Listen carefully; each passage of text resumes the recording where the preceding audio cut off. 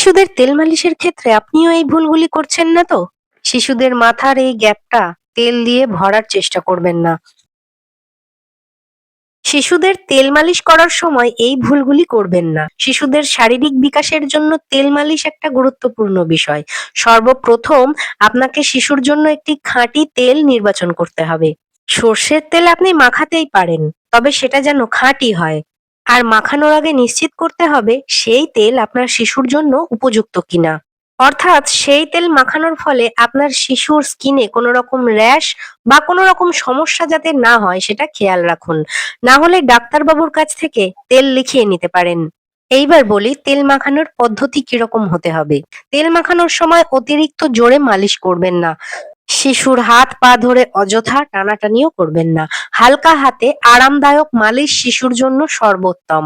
শিশুর নাক লম্বা করার জন্য এলোমেলো ভাবে প্রেসার দিয়ে তাদের নাক তোলার চেষ্টা করবেন না।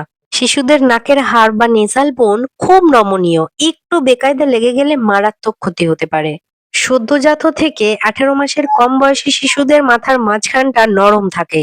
সেখানে অযথা বেশি পরিমাণে তেল দিয়ে তাড়াতাড়ি ভরাট করার চেষ্টা করা উচিত নয়।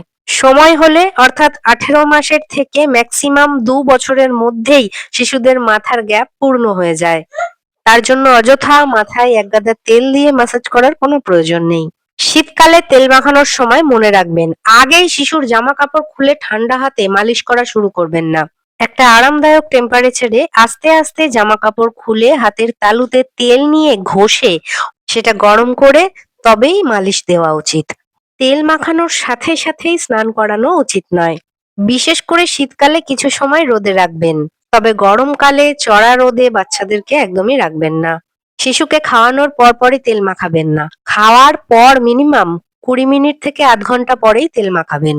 মনে রাখবেন, বাচ্চার গায়ে কোনো রকম র‍্যাশ বেরোলে, অ্যালার্জি হলে বা জ্বর আসলে তখন কিন্তু বাচ্চাকে তেল মাখানো উচিত নয়। তেল মাখানোর পরপর যদি শিশুর শরীরে কোনো রকম রিঅ্যাকশন দেখা দেয়, অবশ্যই ডাক্তারবাবুর সাথে যোগাযোগ করবেন। তেলে জলে সকলের স্নেহ ভালোবাসায় সকল শিশু সুস্থভাবে বড় হয়ে উঠুক।